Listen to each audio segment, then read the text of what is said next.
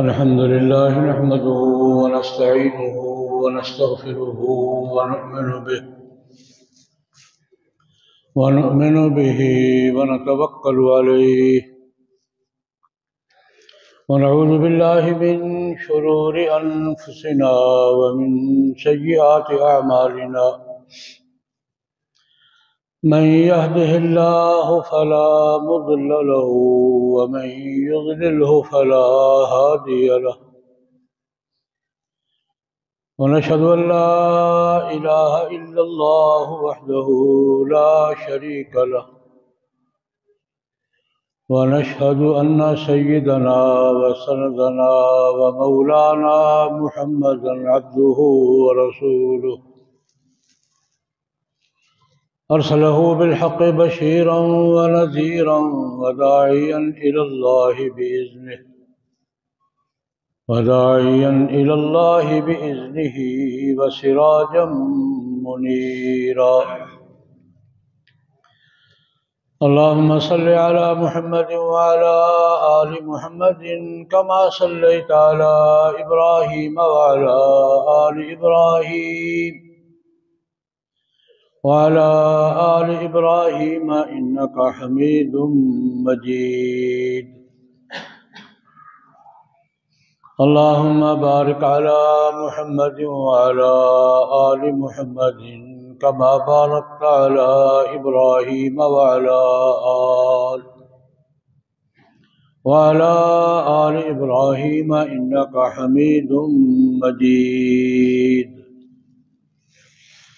أما بعد فأعوذ بالله من الشيطان الرجيم بسم الله الرحمن الرحيم يا أيها الذين آمنوا كتب عليكم الصيام كما كتب على الذين من قبلكم لعلكم تتقون صدق الله العظيم۔ بزرگان محترم، برادران اسلام، قرآن مقدس کی ایک آیت کریمہ تلاوت کی ہے۔ مختصر وقت کے اندر اس آیت مبارکہ کی روشنی میں کچھ ضروری باتیں عرض کرنے کی کوشش کروں گا۔ اللہ جل جلالہ وعم نوالہ کی بارگاہ میں دعا فرمائیں، خداوند ذوالجلال مجھے صحیح عرض کرنے کی، آپ حضرات کو صحیح سننے کی، مجھے آپ کو سب مسلمان بلکہ انسان بھائیوں کو صحیح بات سمجھنے، قبول کرنے اور اس پر عمل کرنے کی توفیق عطا فرمائے۔ رمضان المبارک کی آمد ہے اور اگلا جمعہ انشاءاللہ العزیز رمضان کا ہوگا۔ پانچ دن باقی ہیں۔ جناب نبی کریم صلی اللہ علیہ وسلم تو رجب میں ہی تذکرہ شروع فرما دیتے تھے، رمضان آ رہا ہے بھائی تیاری کرو، رمضان آ رہا ہے ذہن بناتے تھے تاکہ رمضان المبارک کے لیے ذہن بنے، تیاری کریں۔ اور رمضان المبارک جو اللہ کی رحمتوں برکتوں کا مہینہ ہے، رحمتوں کے نزول کا نہیں، رحمتوں کی بارش کا، رحمتوں کی بارش کا مہینہ ہے، اس کا کوئی لمحہ ضائع نہ ہونے پائے، اس سے پورا فائدہ اٹھایا جائے۔ تو جناب نبی کریم صلی اللہ علیہ وسلم تو ام المومنین حضرت عائشہ فرماتی ہیں رجب میں تذکرہ شروع کر دیتے تھے، تو وقتاً فوقتاً موقع مال کے مطابق رمضان آ رہا ہے بھائی قرآن پاک کی تیاری کرو۔ ہمارے یہاں بھی حفاظ کرام تو تیاری شروع کر دیتے ہیں رجب میں، عام ہمارا ماحول نہیں ہے، حافظوں نے سننا ہوتا ہے، وہ تو مہینہ پہلے بہرحال تیاری کرتے ہیں، تو کرنی چاہیے۔ رمضان المبارک آ رہا ہے، کہیں قرآن پاک سنانے کی جگہ مل جائے، سنائیں گے، بڑی بہت سعادت کی بات ہے، بہت برکت کی بات ہے۔ کہ قرآن پاک ویسے پڑھنے کا موقع مل جائے تو سعادت کی بات ہے، پھر رمضان میں پڑھنے کا موقع ملے، پھر مسجد میں پڑھنے کا موقع ملے، پھر نماز میں پڑھنے کا موقع، یہ تو پیکج ہے پورا برکتوں کا۔ تو حافظ حضرات کو تیاری شروع کر دیتے ہیں، اور اگر یہ کہہ دوں تو حرج کی بات ہی تاجر حضرات بھی شروع کر دیتے ہیں۔ رمضان آ رہا ہے، کون سی چیز کیسے بیچنی ہے، کتنی بیچنی ہے، کیسے، تاجر بھی شروع کر، دکاندار بھی شروع کر دیتے ہیں۔ ہماری گھروں میں بھی تیاری ہوتی ہے، لیکن وہ تیاری کچن کی، اپنا فریزر چیک کرتے ہیں، کچن چیک کرتے ہیں، رمضان میں پراٹھے ملیں گے نہیں ملیں گے، سموسے ملیں گے نہیں ملیں گے، روح افزا ملے گا نہیں ملے گا، جامع یہ ہماری تیاری ہوتی ہے کہ رمضان سے پہلے رمضان میں کسی منگوانی نہ پڑے، سارا یہ ہماری تیاری ہوتی ہے۔ جناب نبی کریم صلی اللہ علیہ وسلم کی تیاری کیا ہوتی تھی، صحابہ اکرام رضوان اللہ علیہم اجمعین کی تیاری کیا ہوتی تھی؟ ایک تو تذکرہ اس کی برکات کا، اس کے فضائل کا، اس میں نازل ہونے والی رحمتوں کا، اور دوسرا شعبان میں روزے شروع کر دیتے تھے تاکہ مزاج بنے، عادت پڑ جائے۔ تو یہ ان کی تیاری ہوتی تھی، یہ ہماری تیاری ہوتی ہے، ہماری تیاری تو ہوتی ہے۔ رمضان المبارک قرآن پاک کے نزول کا مہینہ ہے، اور اللہ تبارک و تعالیٰ کی طرف سے مغفرت کا مہینہ ہے، رحمتوں کا مہینہ ہے، برکات کا مہینہ ہے۔ اس سے جتنا فائدہ اٹھایا جا سکے تھوڑا ہے۔ رمضان المبارک کی سب سے بڑی عبادت تو روزہ ہے۔ روزہ کھانا پینا خواہشات چھوڑ دینا، جنسی خواہشات اور کھانا پینا اس چھوڑ دینے کا نام روزہ ہے، لیکن ویسے نہیں، اللہ کی رضا کے لیے، اللہ کی رضا کے لیے عبادت کے طور پر نیت کے ساتھ اور خلوص نیت سے کھانا پینا، جن نفسی خواہشات کو چھوڑ دینا، اس کا نام روزہ ہے۔ پہلے زمانے میں یہ روزہ 24 گھنٹے کا ہوتا تھا، 8 پہر کا روزہ ہم کہتے ہیں اس کو۔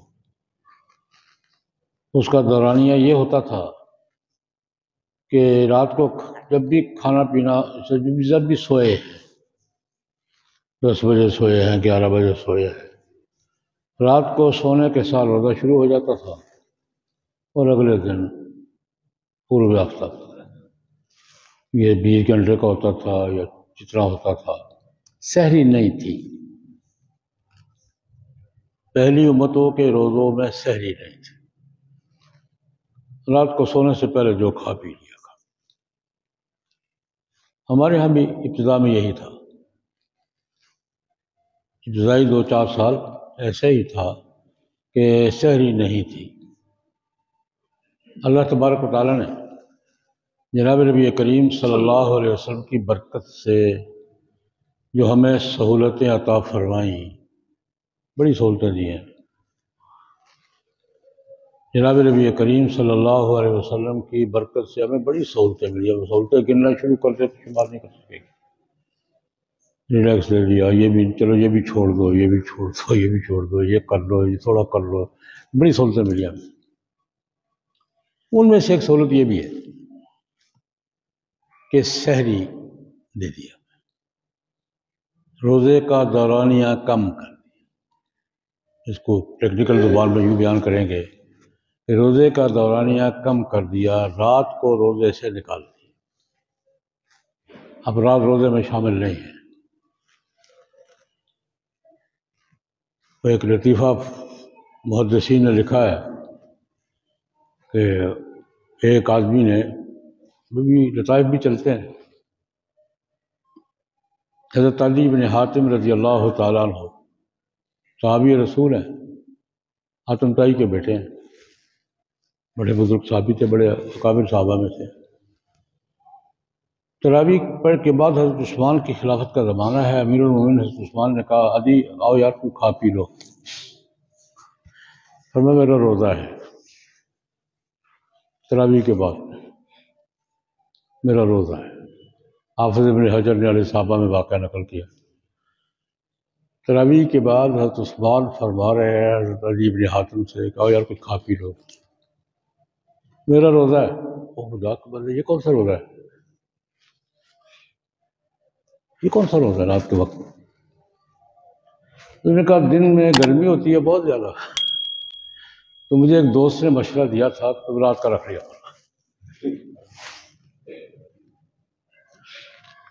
کسی دوست سے کہ یار بڑا گرم روزہ ہے، بڑی رات کا رکھ لیا۔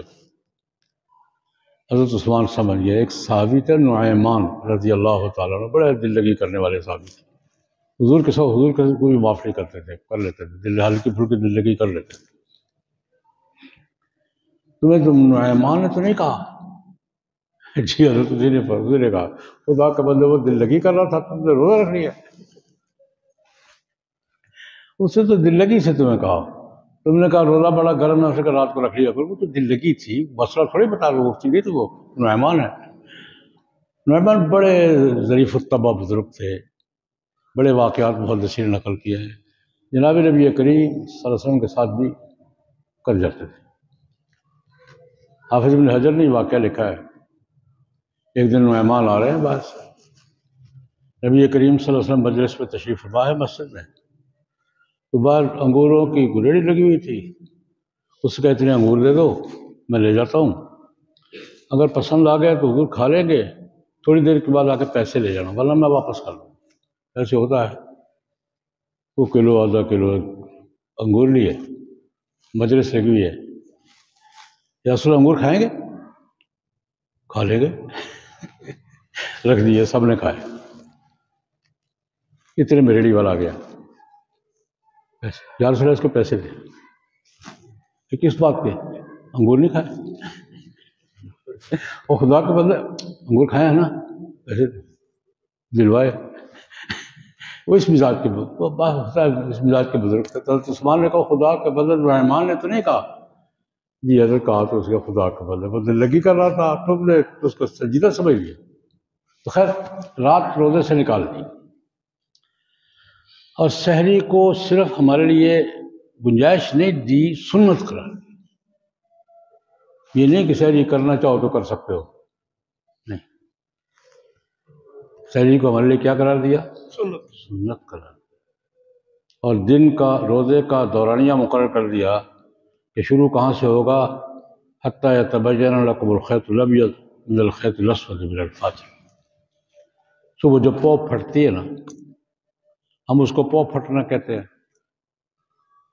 عربی میں فجر کہتے ہیں، انگلش والے ڈان کہتے ہیں۔ جب اندھیرا اور روشنی جدا ہوتے ہیں، روشنی آ جاتی ہے، اندھیرا چلا جاتا ہے، ایک لکیر سی ہوتی ہے، صاف سی، بڑی مزے کی ہوتی ہے۔ میں نے کئی دفعہ مشاہدہ کیا ہے، ایک سفید لکیر ہوتی ہے آنے والی، ایک سیاہ لکیر ہوتی ہے جانے والی، وہ بالکل دو الگ الگ نظر آتی ہے، وہ اس کو فجر کہتے ہیں۔ ایک فجر کاذب ہے، ایک فجر صادق ہے۔ کبھی صبح منظر دیکھو، بڑا خوشنما منظر ہوتا ہے، پہلے روشنی ایک آتی ہے، جب سورج کی جھلک نظر آتی ہے یوں روشنی پھیلتی ہے، چند لمحے رہتی، زیادہ نہیں ہوتی، تھوڑی سی 2-4 منٹ ہی ہوتی ہے، پھر یوں روشنی ختم ہو جاتی ہے، یوں پھیلتی ہے۔ یہ جو یوں روشنی پھیلتی ہے نا لمبائی میں، یہ فجر کاذب کہلاتا ہے۔ اور پھر روشنی پھیلتی ہے یوں، اور اس وقت 2 لکیریں صاف سی نظر آتی ہیں، اندھیرے کی لکیر، روشنی کی لکیر، اس کو فجر صادق کہتے ہیں غیر فقہا کی اصطلاح میں۔ یہاں سے روزہ شروع ہوتا ہے۔ قرآن پاک نے رات کو روزے سے نکال دیا، رات کو کھاؤ، فکلوا واشربوا، اور کیا کہہ کے نکالا، بڑے بڑے مزے کی بات ہے۔ ہمیں اللہ کو پتہ، علم اللہ انکم کنتم تختانون انفسکم، تم رات کو حرکتوں سے باز نہیں آتے، اس لیے میں نے رات نکالی دی۔ اس کا سادہ سا ترجمہ ہے، علم اللہ انکم کنتم تختانون انفسکم فتاب علیکم وعفی عنکم فلا تباشروہن وابتغوا ما کتب اللہ لکم فکلوا واشربوا، اللہ نے فرمایا مجھے پتہ ہے رات کو تمہارے کٹور سے بھاگ نہیں آتے، اس لیے رات میں نے نکال ہی دی ہے، اب صبح سے روزہ شروع کرو۔ یہی عدی بن حاتم رضی اللہ تعالی عنہ، انہی کا یہاں بھی لطیف ہے، بخاری شریف کی روایت ہے۔ قرآن پاک نے کہا کہ روزہ کب شروع کرو؟ کھانا پینا چلتا رہے حتیٰ یتبین لکم الخیط الابیض من الخیط الاسود، جب تک سفید اور سیاہ ڈوریاں دھاگے الگ الگ دکھائی نہ دیں، لکیریں الگ دکھائی نہ دیں، تب تک کھاتے پیتے رہو۔ اب یہ محاورہ ہے، میں ایک بات عرض کیا کرتا ہوں، قرآن پاک کو سمجھنے کے لیے قرآن پاک کے نزول کے ماحول میں جو محاورے ہیں ان کو سمجھنا بھی ضروری ہے۔ ہر زبان کے اپنے محاورے ہوتے ہیں، ہر علاقے کے اپنے محاورے ہوتے ہیں، ہر دور کے اپنے محاورے ہوتے ہیں۔ جس زبان میں، جس ماحول میں، جس دائرے میں قرآن پاک نازل ہوا ہے، قرآن پاک کو سمجھنے کے لیے اس دور کے محاوروں کو سمجھنا بھی ضروری ہے۔ محاورہ کیا تھا؟ یہ محاورہ تھا، سفید ڈوری سیاہ ڈوری سے الگ ہو جائے۔ اب مراد وہ ہے جہاں قرآن پاک نازل کو پتہ تھا کہ اس سے مراد کیا ہے، باہر سے آنے والوں کو پتہ نہیں تھا کہ یہ محاورے کا مطلب کیا ہے۔ وہ ڈوریاں ہوتی ہیں، یہ باہر سے آنے والے تھے، بنو طے کے تھے، جن کو سمجھ میں آ گئی بات کہ قرآن پاک نے جو کہا ہے کہ سفید اور سیاہ ڈوریاں الگ الگ ہو جائیں اس وقت تک کھاتے، وہ تو کوئی مشکل پیش نہیں، ان کا محاورہ تھا۔ یہ باہر سے آنے والوں کو دقت پیش آئی، انہوں نے سمجھا ڈوریاں ہیں، دھاگے کی ڈوریاں ہیں۔ محاورہ پتہ نہ ہو تو پھر ترجمہ ہی کیا جاتا۔ بہت سے صحابہ کو مغالطہ لگ گیا کہ یہ ڈوریاں جو ہیں نا، یہ کالی سفید ڈوریاں یہ الگ الگ نظر آنی چاہیے۔ بخاری شریف کی روایت ہے، بہت سے صحابہ نے تو پاؤں سے ڈوریاں باندھ لی، ٹانکوں سے، ایک کالی ایک سفید۔ اب صبح اٹھا کے دیکھتے ہیں کھا پی رہے ہیں۔ عدی رضی اللہ تعالیٰ عنہ، انہوں نے سرانے کے نیچے 2 ڈوریاں رکھ لی، دھاگے کی ڈوریاں، اٹھا کے دیکھتے ہیں کھا پی رہے ہیں۔ اب ان کو یہی سمجھ میں آئی کہ ڈوریاں سے مراد ڈوریاں ہیں۔ ایک دن کو بادل ہوں گے، کوئی کیا ہوگا، دیر ہو گئی۔ اس دن جناب نبی کریم صلی اللہ علیہ وسلم سے ذکر کیا، یا رسول اللہ آج شہی بہت دیر تک رہی، کیا ہوا بھائی؟ یا رسول اللہ ڈوریاں بڑی دیر سے الگ الگ نظر، کون سی ڈوریاں؟ وہ قرآن پاک نے نہیں کہا حتیٰ یتبین لکم الخیط الابیض من الخیط الاسود، سفید ڈوری سیاہ ڈوری سے الگ الگ نظر آئے تو کھاتے پیتے رہو، جب تک نظر نہ آئے کھاتے پیتے رہو۔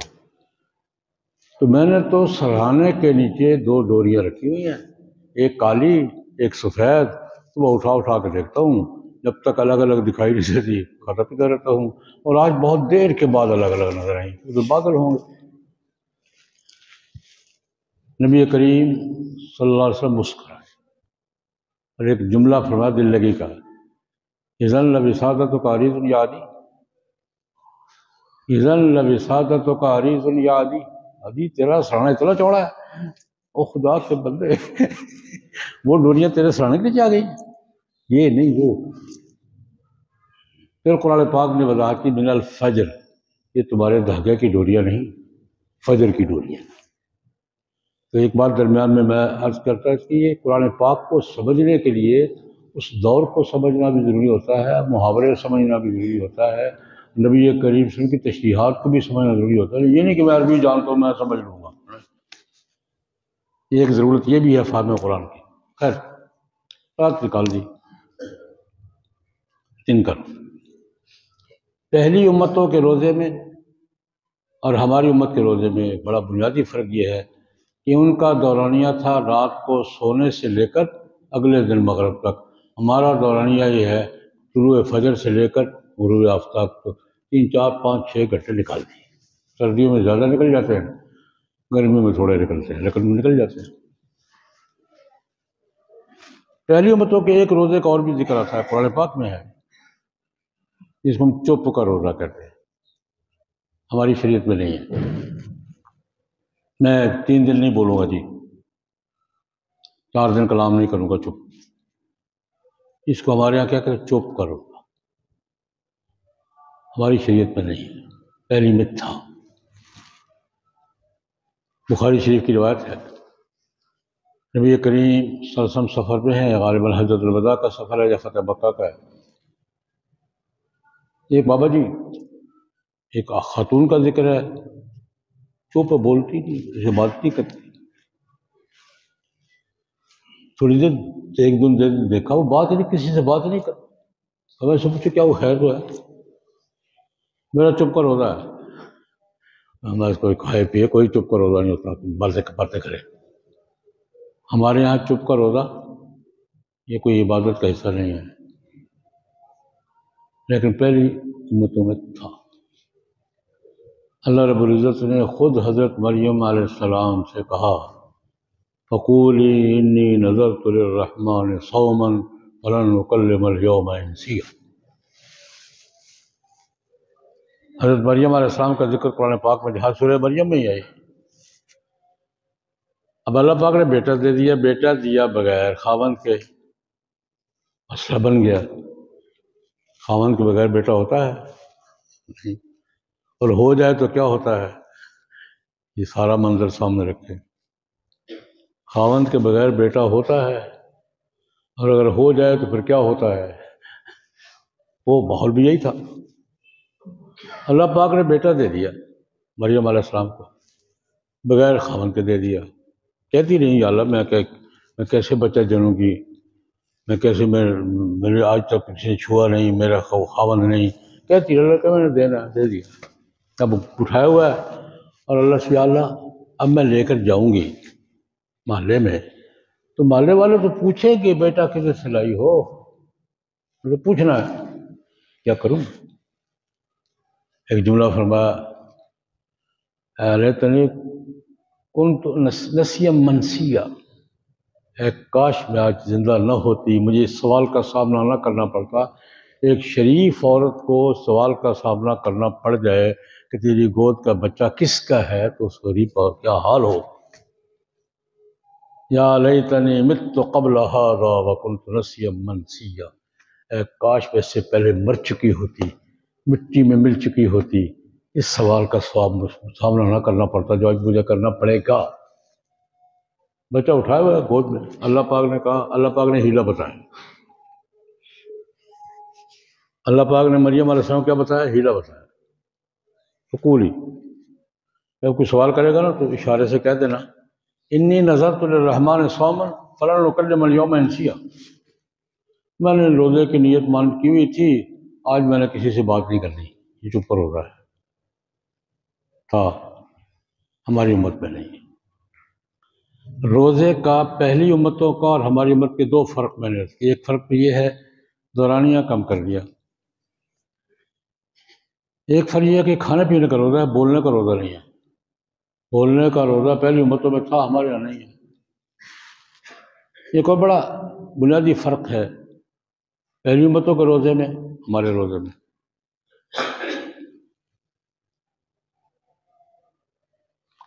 شہر رمضان الذی انزل فیہ، ہمارے یہاں رمضان کے روزے.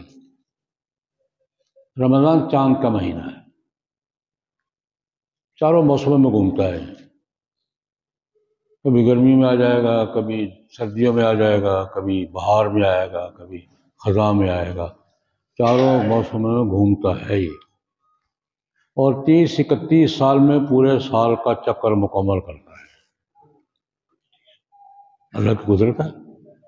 اس کی ایک حکمت یہ بیان فرماتے ہیں مفسرین، اس کی ایک حکمت یہ ہے کہ ایک مسلمان بالغ ہو، بالغ ہونے کے بعد طبی عمر کو پہنچے 50 55 60 تک، تو سال کے ہر موسم کو روزہ مل جاتا ہے. کی بھی حکمتوں میں سے ایک یہ، ہر موسم کا روزہ مل جاتا ہے، ہر سائز کا روزہ مل جاتا ہے. 18 گھنٹے کا بھی مل جاتا ہے، 16 گھنٹے کا بھی مل جاتا ہے، 17 گھنٹے کا بھی مل جاتا ہے.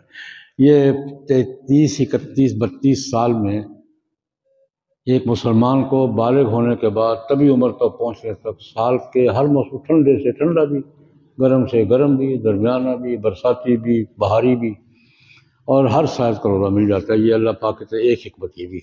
خیر رمضان سارے گھومتا ہے. آج کل یہ درمیانے موسم میں آ گیا. آج سے 10 سال پہلے کیا تھا؟ شدید گرمی میں تھا اور اب آہستہ آہستہ پیچھے آ رہا. الحمدللہ میں نے زندگی میں 2 چکر پورے کیے ہیں. یہ 30 سال کا جو چکر ہے نا ہوش حواس پہ کیے ہیں. الحمدللہ 2 چکر پورے کر چکا ہوں، تیسرے میں داخل ہوں الحمدللہ. درمیانے موسم میں آہستہ آہستہ یہ پیچھے جا رہا. رمضان کے روزے ایک واقعہ ہوا یہاں پچھلے سال، آج سے کوئی 30-35 سال پہلے کی بات ہے، 40 سال پہلے یہی کی بات. شدید گرمی کے روزے تھے، حالانکہ جون اور جولائی. ایک مضمون چھپا روزنامہ نوائے وقت میں لاہور میں. ایک نوجوان نے علماء کرام سے اپیل کی کہ علماء کرام قوم پہ رحم کریں، بڑے شدید روزے ہیں، یہ بھٹی پہ کام کرنے والا مزدور اور محنت کرنے بوجھ اٹھانے والا مزدور کیسے روزے رکھے گا؟ آپ مہربانی فرمائیں، مہربانی فرما کے مشورہ کریں آپس میں اور روزے کا یہ جو گھومنا پھرنا بند کریں. اجتہاد کا یہ مطلب آج کل سمجھا گیا ہے. علماء بیٹھ کے جو کہہ دیں وہ اجتہاد ہے. آج کل یہ اجتہاد کا یہ مفہوم ہے. فقط نوائے وقت میں مضمون چھپا تو علماء کرام سے میری درخواست یہ ہے کہ آپس میں مشورہ کریں، مشورہ کر کے فیصلہ کریں، علماء ہی فیصلہ کریں، لیکن رمضان کا چاروں موسم گھومنا بند کریں. بڑی مشکل ہوتی ہے مزدور کے لیے اور بھٹی پہ کام کرنے والے کے لیے، زمینوں پہ کدو کا منجی بونے والے کے لیے کیا مشکل ہوتی ہے. تو اس میں تجویز کی، میری تجویز یہ ہے ایسا کریں فروری کو رمضان قرار دے دیں یا کم مارچ کی عید قرار دیں. والی کیوں ہے میرے پاس موجود ہے، مضمون فائل میں لگایا ہوا ہے.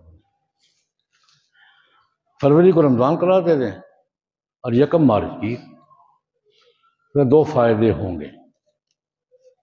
ایک یہ ہوگا کہ روزے ٹھنڈے ہو جائیں گے اور دوسرا یہ ہوگا کہ عید کے جھگڑے سے جان چھوٹ جائے گی. پتہ ہوگا یکم مارچ کب ہے.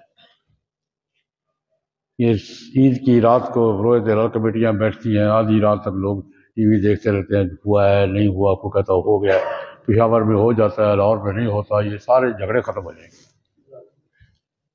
اس نے کہا کہ یہ بھی جھگڑا ختم ہو جائے گا. یکم مارچ پتہ ہوتا ہے. میری بھی عادت ہے لکھنے پڑھنے کی. میں نے اس مضمون کے جواب میں ایک مضمون لکھا، وقت نہیں چھپا. میں نے کہا میرے بھائی پھر آپ کی ہمدردی کا شکریہ. میں نے 3 جواب دیے. میں نے کہا میں نے بڑا تلاش کیا ہے، جب آدمی لکھتا ہے تو کچھ پڑھتا بھی ہے. پھر میں نے بہت سی کتابیں دیکھی تو میں نے کہا یار بنی اسرائیل میں بھی تفسیر مظہری میں یہ روایات مذکور ہیں. بنی اسرائیل میں بھی یہ مسئلہ پیش آتا کہ رمضان کے روزے ہی تھے.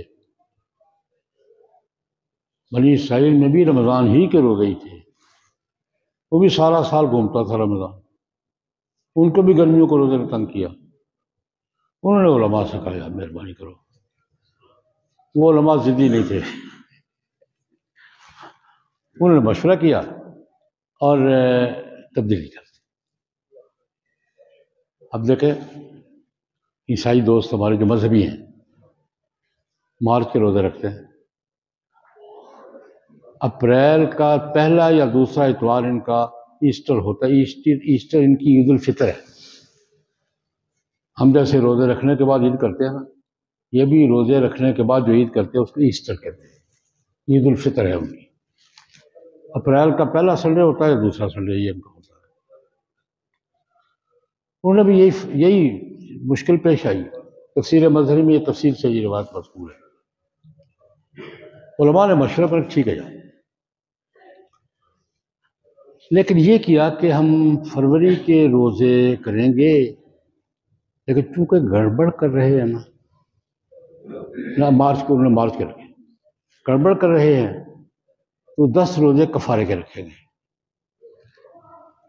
مسیحی دنیا مارچ کے روزے رکھتی ہے، 40 رکھتی ہے، 30 اصل 10 کفارے. اور اپریل کے دوسرے اتوار کو عید الفطر مناتے ہیں۔ ابھی اپریل آئے گا، شروع ہو جائے گی، وہ سارے پوسٹر نظر آتے۔ میں نے کہا یار انہوں نے کی تھی گڑبڑ، لیکن تھوڑی سی شرم تھی ان میں۔ وہ 30 سے 40 پہ گئے تھے، تم 30 سے 28 پہ آ رہے ہو، اللہ کا خوف کرو۔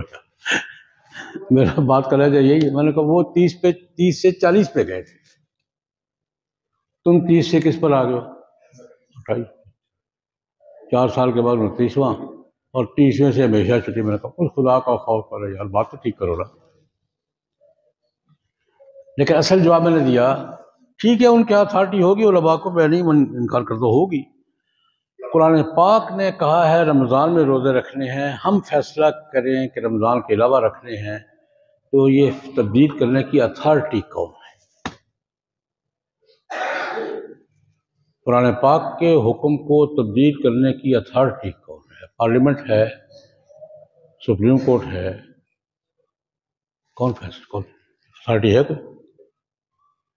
قرآن پاک نے رمضان کا لفظ کہا ہے، اور اہلہ کا لفظ کا چاند دیکھ کے کرنا ہے۔ اب قرآن پاک کا رمضان میں کرنا ہے اور چاند دیکھ کے کرنا ہے، اور ہم رمضان سے ہٹ کر اس کو طے کریں گے۔ میں نے کہا ٹھیک ہے، میں تمہارے ساتھ شریک ہو جاتا ہوں درخواست پہ، اتھارٹی بتاؤ کرنا کس نے؟ یا تو سیشن کورٹ کے پاس درخواست جاتی ہے، دائرہ کچھ کہتی ہے ہماری اتھارٹی نہیں ہے یار۔ بہت سے کیس اس لیے مسترد ہو جاتے ہیں کہ عدالت کیا کہتی ہے، مجھے یہ ایک مقدمہ سننے کا اختیار، کیس واپس ہو جاتے ہیں نہیں ہو جاتے۔ اب تو دھڑا دھڑ ہو رہا ہے، اب تو منظر ہی یہی ہے، ہائی کورٹ بھی انکار کر دیتا ہے، یہ ہمارے اختیار کی بات نہیں۔ سپریم کورٹ بھی وہ کیس سننے سے انکار کر دیتا ہے کہ نہیں کرتا، یہ ہمارا کام نہیں، پارلیمنٹ کا کام ہے۔ اور سیشن کورٹ تو اکثر کرتے ہیں۔ آپ مقدمہ دار کو پہلے دیکھیں کہ ہمارے اختیار میں ہے یا نہیں ہے، یہ بات ہے یا نہیں ہے۔ اگر جس سے کہا جا رہا ہے اس کی اتھارٹی نہیں ہے تو انکار کرو، میری اتھارٹی نہیں ہے بھائی۔ ہم سے کہا جا رہا ہے کہ تبدیلی کرو، ہمارے پاس اتھارٹی ہے قرآن میں رد و بدل کی، کیا خیال ہے؟ علماء ایک عالم ہو یا 10 لاکھ اکٹھے ہو جائے، اتھارٹی ہے کہ قرآن پاک کے حکم میں رد و بدل کرو؟ اتھارٹی ہے بھائی۔ یہ کیس ہماری عدالت کا ہے نہیں۔ اصل جواب میں کہ یہ کہ آپ نے علماء سے اپیل کی ہے، یہ ہماری عدالت کا کیس نہیں ہے، ہمارے دائرہ اختیار میں نہیں ہے، ہم قرآن پاک کے کسی حکم رد و بدل کے اختیار نہیں رکھتے۔ پہلے اتھارٹی تلاش کرو، درخواست پہ میں بھی دستخط کر دوں گا۔ میں نے کہا میں بھی تمہارے شریک، مجھے بھی گرمی کے روزے تنگ کرتے ہیں، اس پر لکھا کہ اتھارٹی تم تلاش کر لو، درخواست پہ تمہارے ساتھ میں شریک ہو جاتا ہوں۔ خیر، یہ میں نے عرض کیا کہ پہلی امتوں میں بھی رمضان کے روزے ہی تھے، سارے سال میں گھومتے پھرتے تھے، ان کو علماء نے رد و بدل کر لیا۔ ہم سے نہیں ہو رہا، خدا کرے کہ نہ ہو، ہم کر بھی نہیں سکتے، کرنا بھی نہیں چاہتے، اور اگر بالفرض ہم کرنا بھی چاہیں کر سکتے ہیں۔ قرآن پاک کے حکام میں کون رد و بدل قیامت تک ہے؟ قرآن پاک کا نص سری اور جناب نبی اکرم کا واضح حکم، کون اتھارٹی ہے جو اس کو تبدیل کر دے؟ ہم خواہ مسائل ملجھے ہوئے ہیں، یہ کر دو، یہ کر، کون کرے؟ اب چھوٹا سا ہمارے یہاں ایک جھگڑا چل رہا ہے، بین الاقوامی سطح پر ہم سے تقاضا ہے قتل کی سزا ختم کر دو جی۔ اقوام متحدہ ہم سے کہہ رہی ہے کہ قانون میں قتل کی سزا ختم کر دو، کسی جرم میں قتل کی سزا نہیں دو۔ میں نے کہا خدا کے بندے، قرآن پاک کہتا کتب علیکم القصاص فی القتلی، اللہ پاک نے قاتل کو قتل کرنے کا حکم دیا ہے تمہیں۔ قصاص کس کا حکم ہے؟ یا ایھا الذین آمنوا کتب علیکم القصاص فی القتلی، ایمان والو تم پہ قصاص کا قانون فرض ہے۔ اللہ کہتا ہے قصاص کا قانون فرض ہے، اقوام متحدہ کہتی ہے قصاص کا قانون ختم کرو۔ واضح مطالبہ اقوام متحدہ قصاص کا قانون ختم کرو، قتل کی سزا نہیں ہونی چاہیے کسی جرم میں۔ تو ہم کیا کریں گے؟ ایسے ہم گول بول کر رہے ہیں، لیکن ہمارا کرنے کا کام کیا ہے؟ انکار نہیں، بھائی ہم نہیں کر سکتے۔ مسلمان قرآن پاک کے حکم کے خلاف کسی کی بات ماننے کے مجاز ہیں؟ تو پہلے عرض کیا کہ پہلی اللہ پاک نے فرمایا یا ایھا الذین آمنوا کتب علیکم الصیام کما کتب علی الذین من قبلکم، ایمان والو تم پہ بھی روزے فرض کیے گئے ہیں جیسے پہلی امتوں پہ فرض کیے گئے تھے، لعلکم تتقون۔ تو آج میں نے صرف یہ فرق بتایا ہے کہ پہلی امتوں کے روزے میں اور ہمارے روزے میں بنیادی طور پر 2-3 فرق تھے۔ اللہ پاک رمضان مبارک آ رہا ہے، ہمارے لیے پوری امت کے لیے، پوری نسل انسانی کے لیے خیر و برکت کا باعث بنائے، اور ہم سب کو رمضان کی برکتوں سے، رحمتوں سے، اللہ پاک کی نعمتوں سے، اللہ پاک کے فیض و برکات سے اللہ پاک ہمیں مستفید ہونے کی توفیق عطا فرمائے۔ آج ہمارے بہت اچھے ساتھی، میرے تو دیرین اور رفیق تھے، لاہور کے مولانا قاری جبیل الرحمان اختر، میرے ساتھی بھی تھے، نصرالعلوم کے فاضل تھے، حضرت والد صاحب کے خلفاء میں سے تھے، اور ہمارے پاکستان شیعہ پنجاب کے امیر تھے۔ صبح کا ان کا انتقال ہو گیا ہے۔ آج میرا 35 سال کا پرانا ساتھی، رضا کی شام میں جاؤں گا انشاءاللہ، شام کو جنازہ ہے، دعا کرے اللہ پاک مغفرت فرمائے۔